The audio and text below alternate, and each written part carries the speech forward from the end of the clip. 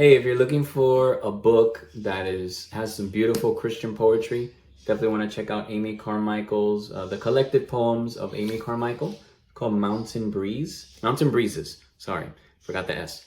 With an introduction by Elizabeth Elliot. It's a pretty big book. It's not too large, so it's nice. You can kind of travel with it. The poems are very short, as you can see. They're not super long.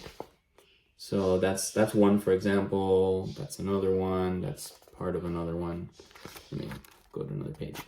So, and those are more poems. So let me show you the table of contents. It's a beautiful book.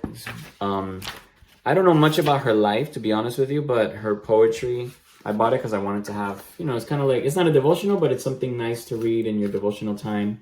So she has these are some of the table of contents, the chapters. So they separate the poems based on like categories. So you have ministry, winter, surrender, petition, worship, encouragement. So, and then that's a picture of her there. So really, really beautiful poetry. It just really connects you to the heart of God. I love it.